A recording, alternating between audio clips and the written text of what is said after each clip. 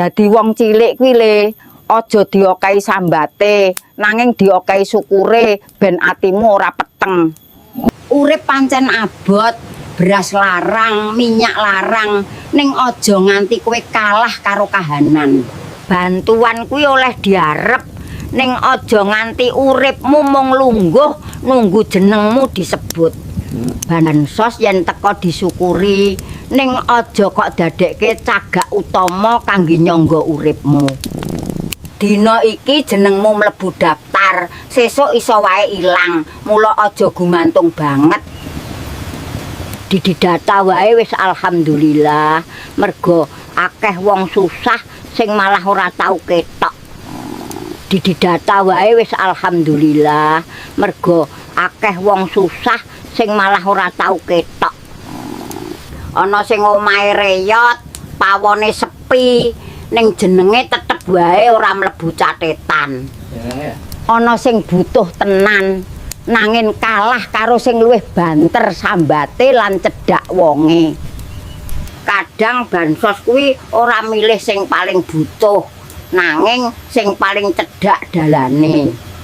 Cedhak karo sing nyekel data, cedhak karo sing ngerti kapan bantuan bakal mudhun.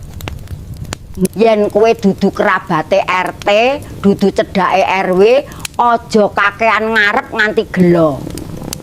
Ngarep oleh kuwi lumrah le, ning aja nganti pangarep-arepmu ngrusak tentreme ati. Yen ora kebagian, aja langsung nesu, sebab nesu wae ora bakal marai weteng wareg. Ora oleh bansos dudu tandha kowe dilalekke. Bisa wae rezekimu lewat dalan liyane. Rezeki ora mung beras sak karung, nanging uga awak sehat lan tangan sing isih kuat. Anak waras, tangga gelem nulungi, dagangan cilik laris, kuwi kabeh uga rezeki.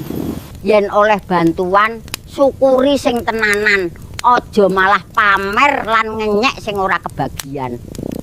Oleh bansos kuwi dudu tandha paling pantes, mung wae giliranmu lagi ketiban jatah. Yen ora oleh, aja iri kebangeten, mergo iri mung gawe atimu tambah panas. Sambat sak perlune wae le, nanging aja nganti uripmu saben dina mung isi grundelan. Obah sak mampumu, yen iso dodol ya dodola, yen iso buruh ya buruhana. Kerja halal senajan cilik luwih mulya tinimbang lungguh ngenteni welas saben dina. Bansos kuwi mung tambal sulam le, dudu pondasi kanggo nyangga urip selawase. Yen pondasimu mung bantuan, sekali bantuan mandeg, atimu langsung ambruk kabeh. Ya kanggo sing nyekel data, elinga. Wong cilik kuwi manungsa, dudu mung angka laporan. Siji jeneng kok lali, iso nggawe siji keluarga bengi kuwi bingung golek mangan. Aja mung nyawang sing cedhak, delengen uga sing meneng lan isin njaluk pitulungan. Akeh wong susah ora pinter sambat, nanging uripe saben dina kebak rekoso. Wong cilik oleh pas-pasan, ning aja nganti ajining dirimu melu kok gadekke. Bansos yen teko syukuri, yen ora teko sabari, nanging aja mandeg obah lan ndonga.